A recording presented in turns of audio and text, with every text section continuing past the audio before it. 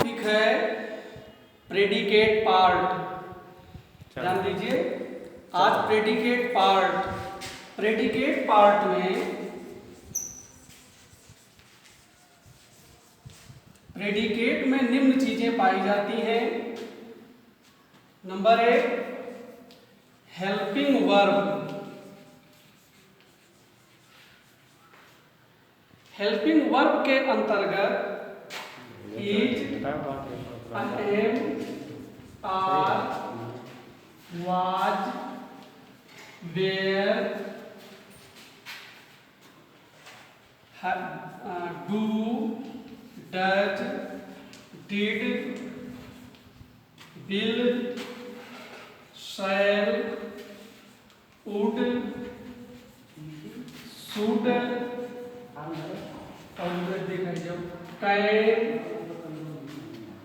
और देखा जब तो जीवन है can, could, may, might, must,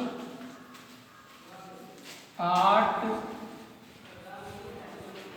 need, dare, used to,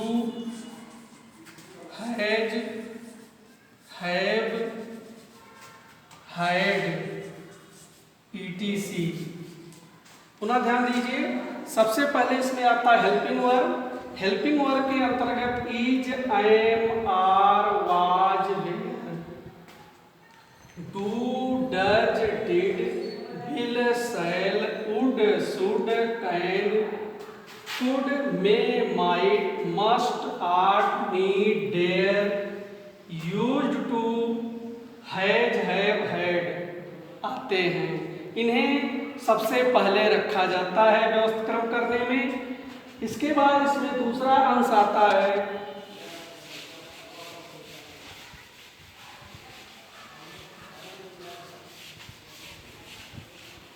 इसमें दूसरी बात आती है मेन वर्ब।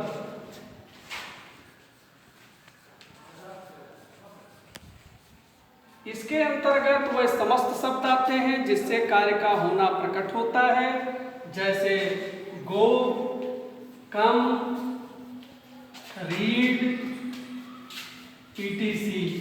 इसकी लंबी लिस्ट होती है।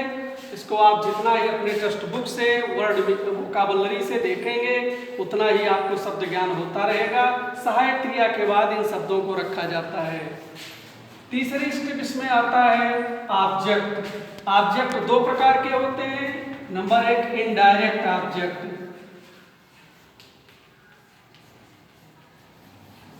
इसके ये सजीव कर्म कहलाता है। इसके अंतर्गत him, me, us, him, her, them, you आदि आते हैं। इन्हें मुख्य क्रिया के तुरंत बाद लिखा जाता है। दूसरा स्टेप इसमें आता है डायरेक्ट ऑब्जेक्ट।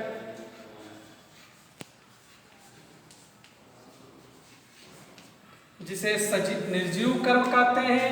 इसके अंतर्गत बेजानदार वस्तुएं आती हैं। इसके अंतर्गत बेजानदार वस्तुएं आती हैं जैसे पेन, टेबल, बुक, ETC। कभी कभी जैसे ध्यान दीजिए, ऑब्जेक्ट में इनडायरेक्ट ऑब्जेक्ट, इसके अंतर्गत मी, इसको सजीव कर्म कहते हैं।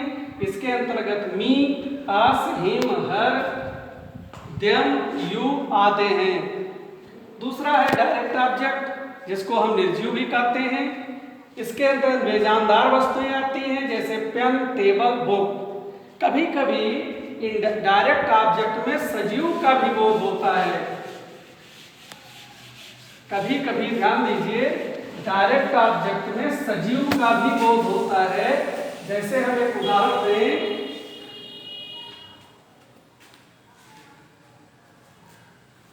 I gave him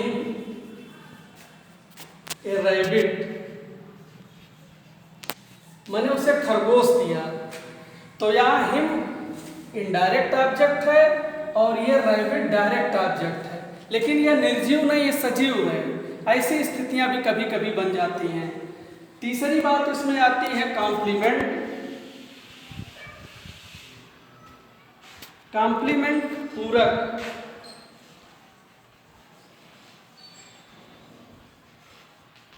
इसमें निम्न होते हैं।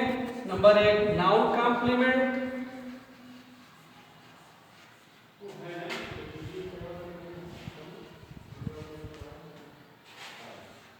एडवर्ब कॉम्प्लीमेंट, एडजेक्टिव कॉम्प्लीमेंट,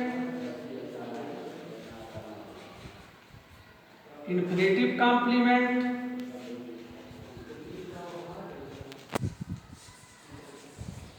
और पांचवा होता है जिरंड कॉम्प्लीमेंट।